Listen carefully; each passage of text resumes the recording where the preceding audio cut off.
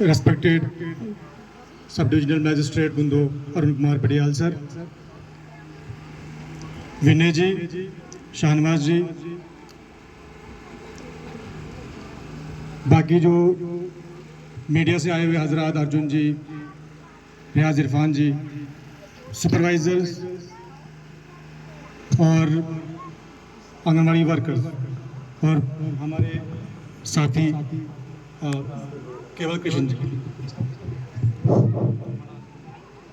जैसा कि आप लोगों ने अभी तक देखा और सुना भी कि मुख्तलिफ किस्म की एक्टिविटीज़ जो है वो पेश की गई आपके सामने, जिनका मुद्दा मकसद जो है सिर्फ दो गवर्नमेंट के इनिशिएटिव्स के बारे में अवेयरनेस फैलाना था। आपने देखा कि किस तरीके से इन दो इनिशिएटिव्स के बारे में अलग अलग एक्टिविटीज़ जो पेश की गई, मैं मुबारकबाद देना चाहूँगा उन पार्टिसिपेंट्स को जिन्होंने पिछले 2-3 दिन के अंदर अंदर अपने आप को प्रिपेयर किया और अपने बेस्ट एबिलिटीज के साथ उनको यहाँ पे पेश किया। जो दो गवर्नमेंट इनिशिएटिव्स हैं, जो दो गवर्नमेंट जो प्रोग्राम्स हैं जिनके बारे में आज इस प्रोग्राम को ऑर्गेनाइज किया गया, वो है हमारा जो डिपार्टमेंट का एक पोषण पखवाड़ा है और दूसरा एलजी साहब की तरफ से जो एक कैंपेन पूरे स्टेट के अंदर एक चलाई जा रही है 100 डेज नशा मुक्त जयंती के कैंपेन। दूसरा प्रोग्राम हमारा ये था। पहले मैं नशा पोषण पखवाड़ा पर बात करता हूँ।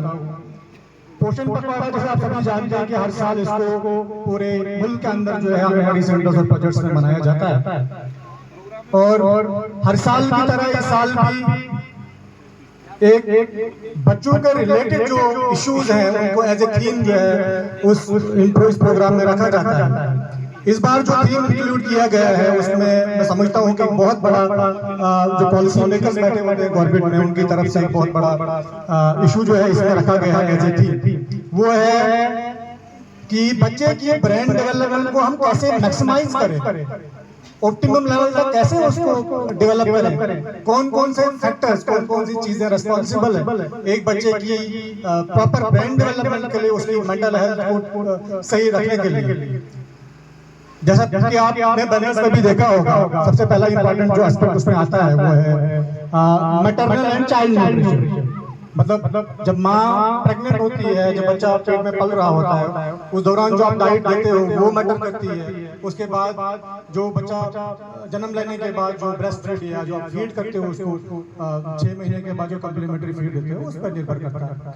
मैं इस पर ज़्यादा बात नहीं करूँगा। दूसरा जो पैरामीटर है जो ब्रेन डेवलपमेंट के लिए रिस्पॉन्सिबल है वो है अर्ली स्टिमुलेशन, जिसको हम टर्म में कहते हैं नवचेतना। ये करिकुलम जो है इंट्रोड्यूस किया गया। इसमें क्या है कि बच्चा जो है उसके ब्रेन को कैसे स्टिमुलेट करोगे, क्या क्या एक्टिविटीज आप परफॉर्म करोगे जिसकी वजह से बच्चे को एक राइट स्टिमुलेशन मिले उसके ब्रेन को, एक राइट फीड मिले उसके ब्रेन को, ताकि उसका ब्रेन जो है प्रॉपर्ली डेवलप करे, उसकी मेंटल हेल्थ जो है वो प्रॉपर रहे। तीसरी चीज है वो है प्ले बेस्ड मेथड। जब 3 साल का बच्चा हो जाता है उसके बाद जो है हम बच्चों को खेल खेल में जो है पढ़ाना स्टार्ट करते हैं। तीसरी एक्टिविटी है। चौथी है कि स्क्रीन टाइम। आप सभी जानते हैं कि कितना बहुत बड़ा फैक्टर है जिसका एक नेगेटिव इम्पैक्ट पड़ता है बच्चे की ग्रोथ पे। डिफरेंट किस्म की स्किट जो है पेश की गई कि एक मोबाइल की वजह से कितना नेगेटिव असर पड़ता है ब्रेन डेवलपमेंट पे। मैं यहाँ आपको बता दूं कि जो मैंने फैक्टर्स अभी मेंशन किए, कुछ ऐसे इश्यूज जो हैं वो जन्म ले रहे हैं, प्रॉपर हो रहे हैं सोसाइटी के अंदर, हमारे घरों के अंदर, जिसकी वजह से हमारे बच्चों की ब्रेन डेवलपमेंट जो है वो सफर हो रही है, हमारे बच्चों की मेंटल हेल्थ में काफी असर जो है पड़ रहा है। पहली बात करता हूँ मैं स्क्रीन टाइम की कि जाने अनजाने में चाहे हमारे पेरेंट्स उतने अवेयर हैं इस बात को लेकर कि स्क्रीन टाइम, मोबाइल का एक्सेसिव यूज करना उसका एक बच्चे के जहन पर कितना असर डालता है, शायद कोई अननोनली या नोनली कोई कर रहा होगा। मैक्सिमम पेरेंट्स का यही रहता है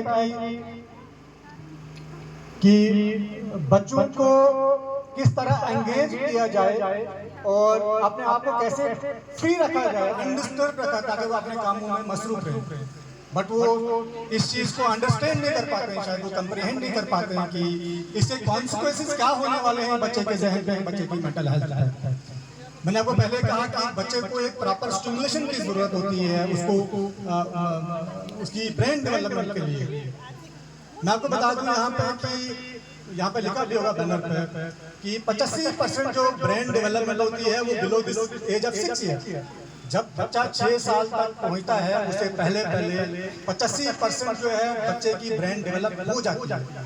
आप खुद इस बात से अंदाजा लगा सकते हैं कि इस पीरियड में एक बच्चे का जहन कितना रिसेप्टिव होता है, कितना सेंसिटिव होता है, उसके ब्रेन में कितनी एक्टिविटी चल रही होती है। अगर यहाँ बात सुनने की है, आप गौर फरमाएं इस चीज पे कि अगर इस पीरियड के अंदर हम गलत स्टिमुलेट करेंगे बच्चे को, गलत फीड करेंगे, तो आप मुझे बता दें कितना नेगेटिव असर पड़ेगा उसके ब्रेन डेवलपमेंट में।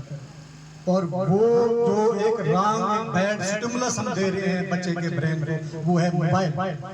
किस तरह से जब आप बच्चे को मोबाइल देते हो, किस तरह से वो चिपका रहता है, पूरी दुनिया से कटा, कोई अता पता नहीं है, वन में इंटरेक्शन होती है मोबाइल पे।